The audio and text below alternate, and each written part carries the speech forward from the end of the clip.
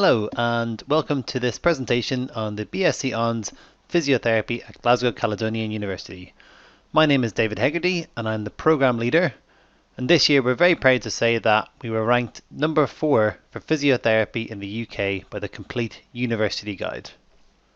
The purpose of this talk today is to provide a brief overview of the BSc Hons Physiotherapy programme based at Glasgow Caledonian University. The BSc Hons Physiotherapy programme is a split between academic studies and practice education. The academic study sections are delivered at GCU, and the practice education is delivered in clinical settings with physiotherapists. Within the academic studies, you'll still get a chance to get some hands-on experience as we teach you practical skills that you'll be using throughout your practice education. The BSc Hons Physiotherapy programme has been approved by the HCPC and accredited with the CSP, and completion of the programme allows students to be eligible to register with the HCPC and the CSP. You'll be aware of the recent changes to higher education as a result of the COVID-19 outbreak. As an update for this academic session, we want to reassure any applicants that the GCU team, both in the university and in the programme, are doing everything they can to reduce the impact of COVID-19 on the learning and teaching throughout their time at GCU. The staff at Glasgow Caledonian University have been working closely with staff in the HCPC and CSP to ensure that any changes we make are in line and approved by both organisations to ensure that students are still able to register and still able to practice as physiotherapists following the degree. If you have any further questions about this, please direct them to the admissions team or during one of the live talks we have. The BSc Hons Physiotherapy programme is delivered across 4 years and mostly 2 trimesters, one before Christmas and one after Christmas up to summertime. In level 1, you're primarily exposed to anatomy, biomechanics and physiology and the basic parts of a health professional's knowledge. As you move into level 2, you're exposed to the theory that's more underpinning to physiotherapy practice specifically. And then as we move into levels 3 and 4, we begin to increase the amount of practice education you're undertaking and reduce the academic module content. However, we still bring you back in for 2 complex care modules to review, refresh and enhance your practice education and your clinical skills. So how do students learn? Well, we do this through a variety of ways. Of course, we have lectures, but often we have podcasts that go with that students will watch in advance of a session. We have a multitude of practical sessions where students get hands-on experience, tutorial sessions where they can discuss in smaller groups what they think about something with a lecturer, clinical simulations where we go in and go into labs like you can see in the background of this photo, and students get a chance to try on models or on themselves some of the techniques that we've been teaching them during the practical sessions. We do clinical visits to different sites. We're very lucky to have links with the spinal unit in Glasgow, the only unit of its kind in Scotland. We have practice education where you go out on 4 to 6 week clinical skill based experiences where you're in practice with a physiotherapist and have a caseload to look after yourself. And then we do other alternative online educational tools such as blogs, e-portfolios and interprofessional education, just to name a few. In terms of student support, we're very happy to say that we get about a 95 to 96% progression and completion of our students through the programme. The way we do that is through the support we provide them, through either studies advisees, individual staff members who will support each student on their journey throughout the 4 years, peer assisted student support, where students go back from later levels into earlier levels to support students. The academic development team, which has won awards for its support for students in how to write essays, undertake assessments and succeed in their programme. And module tutors as well, the specific staff that are in charge of individual pockets of learning and how they will continue to support the students throughout their learning on their module. So how will students be assessed? Well, you'll be assessed through usual essays like courseworks, written examinations like multiple choice questions, practice placements when you're out in practice with an educator, poster presentations, group presentations, and even practical vivas where you actually demonstrate the skills or talk through the skills that we've taught you through your program. It's important to ensure that we use a variety of assessment techniques because everyone learns slightly differently, and the physiotherapy profession is a broad profession that requires a number of skills to be available to you. So we make sure that we assess you not just through one element, but through multiple elements. You can see here a full layout of the program, the BSc Physiotherapy program. As you can see on the top left, it starts with trimester A from September to December, and then trimester B or tri B from January to April. And then as you go down the left hand side, year 1, 2, 3 and 4. I won't go through all of this, but like I said before, level 1 is pretty much anatomy and biomechanics and the building blocks of health professional education. Things like looking at the perspectives of health physiotherapy practice, preparation for practice. As we move into level 2, we have things like cardiorespiratory care, neurorehabilitation, musculoskeletal management. These are all things that are the kind of core elements of physiotherapy practice, and even start introducing you to research methods and further into individuals, teams and communities, our interprofessional module for level 2. As we move into level 3, we look again at interprofessional but building in teamwork and leadership skills.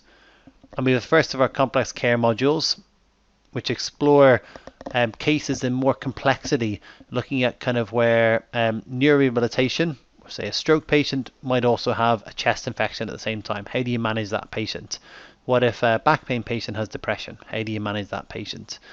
And then we move into the honours project in level 4, and we also finish with complex care 2, our last kind of taught module at the end of trimester A, and then that's kind of a continuation of complex care 1, but looking more at kind of how we improve ourselves as physiotherapists, the skills we can enhance, and how each of us continue through our journey as learners through CPD, and how you become kind of a lifelong learner as a physiotherapist.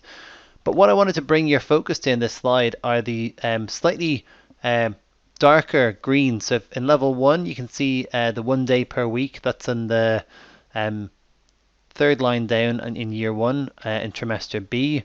It's in the health perspectives and physiotherapy practice module. So that's the first time. So within 3 months of being on the program, you're going to go out 1 day a week and actually get some experience in clinical practice.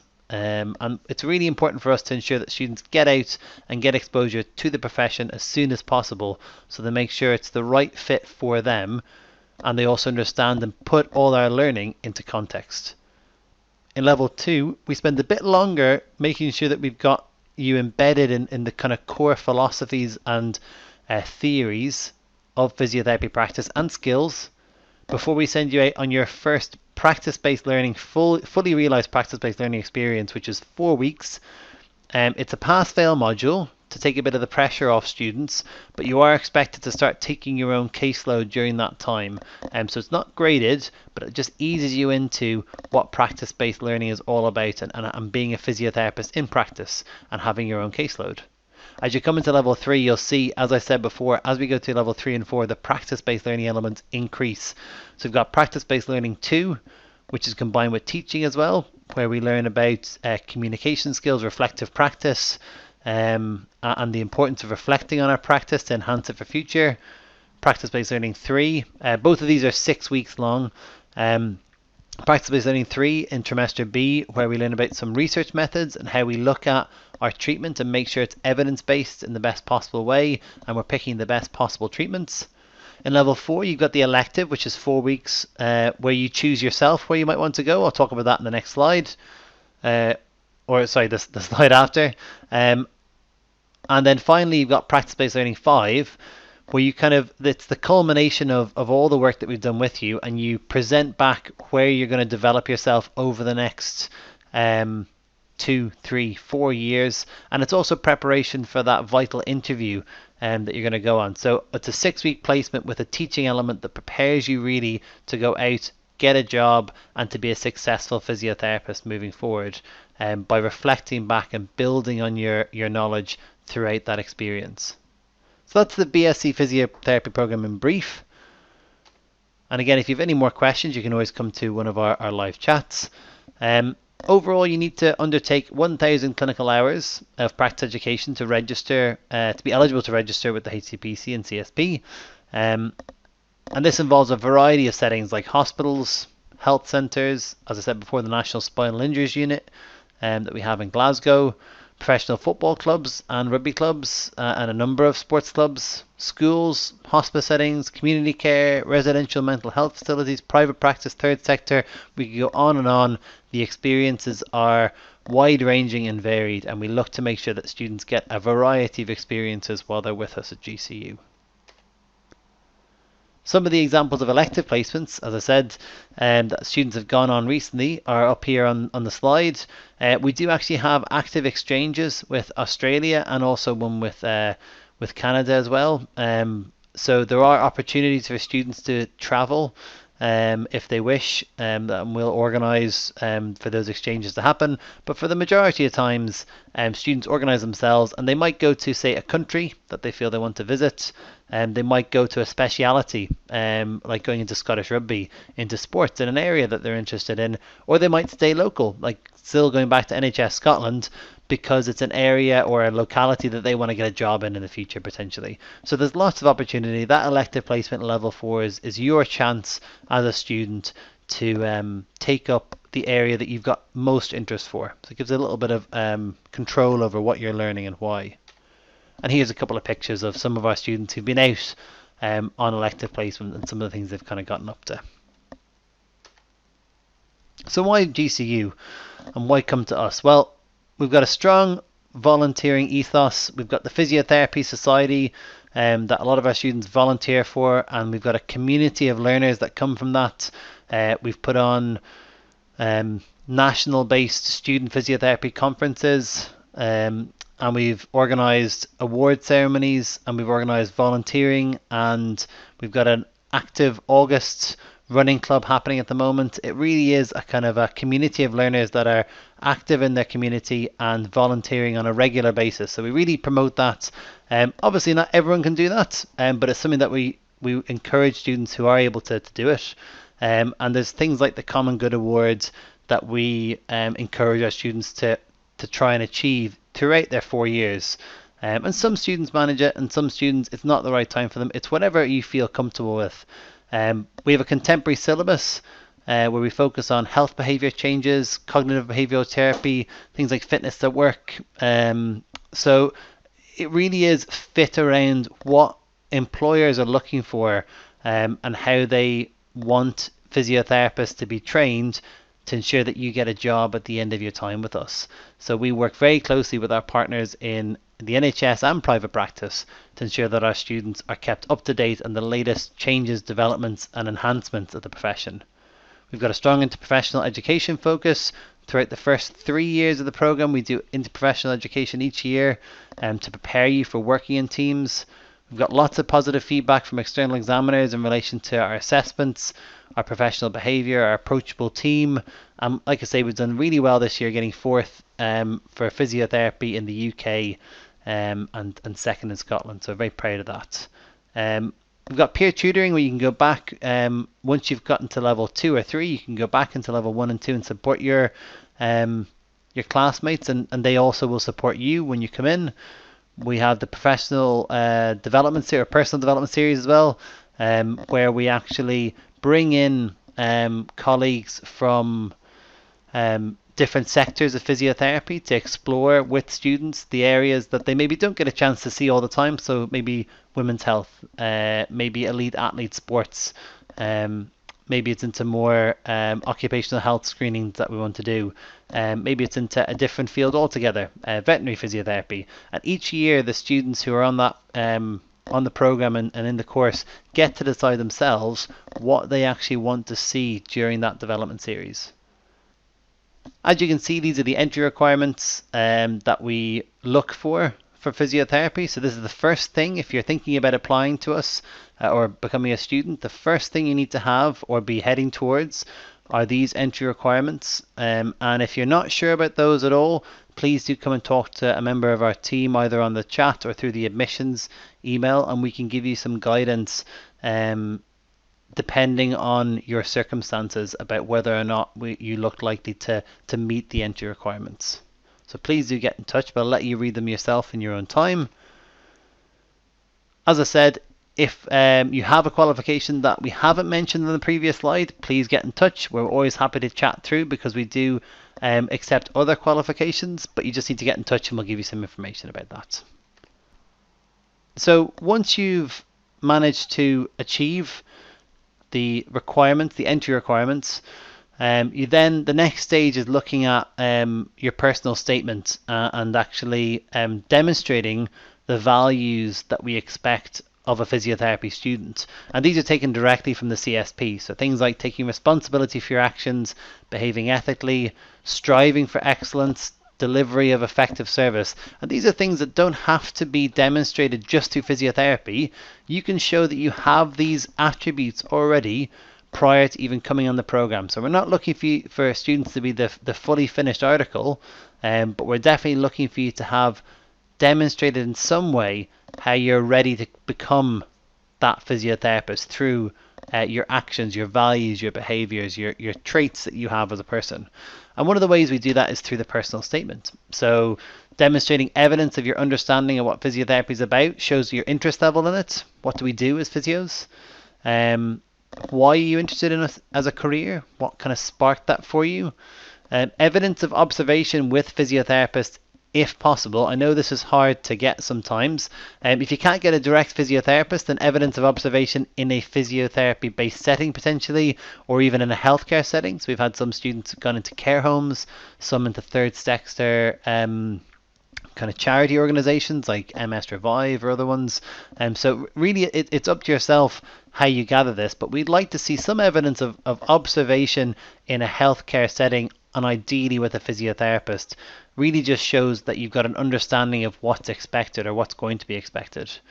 Your ability to communicate with people and work with others. So that might be through a part-time job, that might be through being a leader in your school, that might be simply through having some voluntary roles, or even just anything that you've gone through in your own life that you feel represents that. It doesn't have to be a physiotherapy experience to show that part. Relevant work experience with people, public, or work related to health and social care or extracurricular activities. Again, very broadly, it doesn't have to be physiotherapy specific, but just something that has that health and social care or societal impact. That's what we're kind of looking for. So have you ever volunteered to help out with a charity organization at any point? Have you ever done a little bit of work to help people in a vulnerable situation? This is a good time to showcase that. And through those experiences, try and tease out those qualities we talked about. And some of the ones you can think about are things like trustworthiness, honesty, hardworking, committed, caring, friendly. These are the kind of things that reflect back on the values we spoke about in the last slide. Please be aware as well that generic statements are not invited for interviews. So if you want to come onto the physiotherapy program, be sure to say that you want to be a physiotherapist. If you put in, I'm looking to be a health professional, it's unlikely that we'll be inviting you for interview.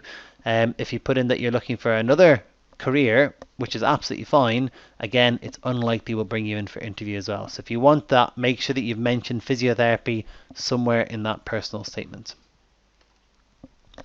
Please be aware that there are some program expenses. For a vast majority of our students, these aren't an issue because most of our students are coming from Scotland and are home students, but there are some costs like our fitness to practice, the occupational health screening and vaccination status. Again, currently no cost, but that could change for Scottish students. Protection for Vulnerable Groups scheme, again, it's provided by the Scottish Government currently. We do a check with the PVG scheme that you have to allow us to undertake to be on the program, but again that might change. There may be a cost associated with that. And again, placement uniforms also, it's currently provided by Scottish Government, but that may change also. So these are the three main costs that come with it. If you're an international student or a non-Scottish national, please do contact the admissions team and we can let you know what the likely cost for those will be for the upcoming academic session. Some of the things that you maybe wouldn't be too aware of would be things like practical uniforms for class. So, navy shorts and a white polo t-shirt are usually what we expect from our students. to come in with, so we can undertake some of the physical assessments and kind of clinical skills that we expect them to do. So you might have to purchase a practical uniform.